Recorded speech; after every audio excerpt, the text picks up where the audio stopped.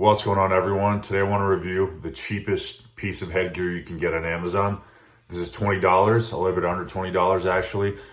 And I want to give you my advice on whether it's worth it and whether it gives you any protection for your sparring sessions.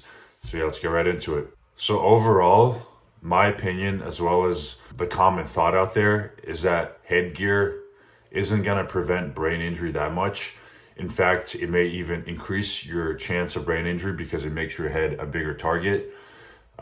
So it makes it more likely that you'll get hit by shots. Also, it gives you a false sense of assurance that you'll get protected when you get hit, which makes it more likely for you to go into more dangerous positions. And headgear is something that was required in the past Olympics, like 2012 and earlier, I want to say.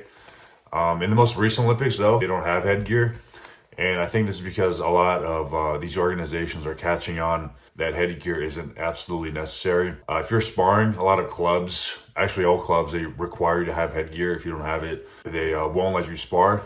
So this is why I got this, because I just needed something that would allow me to participate. But that's not to say that it doesn't do anything, absolutely nothing for you. The main advantage of headgear is that it prevents cuts in your face. Because it gives you a layer of protection between like someone else's glove and the skin on your face, and it's gonna stop cuts from happening that much.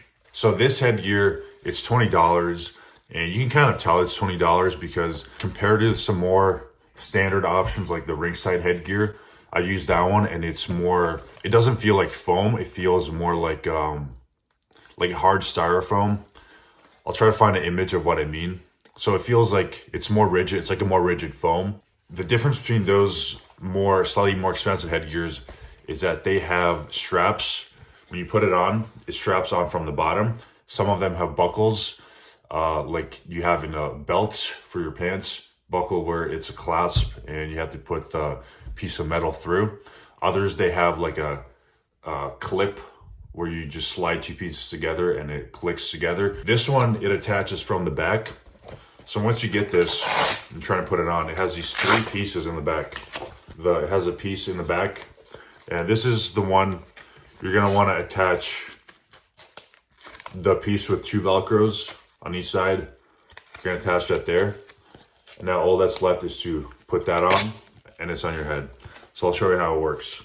You just put it on, you get it in place, and then you gotta make sure this is tight. And then you put that piece on. So there you go. This is what it looks like. One thing I do like about this is that this chin, it gives me some extra protection when you're getting hit over here. The ringside headgear, it actually doesn't have this, or at least it's not as developed. So this is actually one positive, the fact that it goes around your chin like this, and it actually helps out a little bit. It's not really good for taking hooks to the side because there's not a lot of protection here. I definitely felt a lot more protected with the ringside.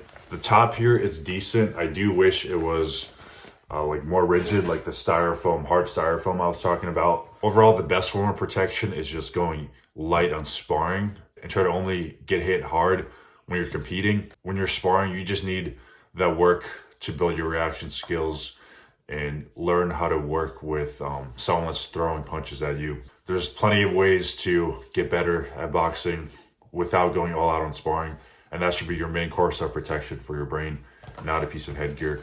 But when you do need headgear, this is good enough. Again, your brain is still bouncing around your skull, even with if this was like a foot of protection on each side, your brain is still going to take the impact. But for $20, this is decent, and I would recommend it still. But if you want something a little bit better, go for the ringside. And I've linked both of these headgears in the description box below. You can check it out there. And yeah, that's it for the video. Thank you all for watching. Peace.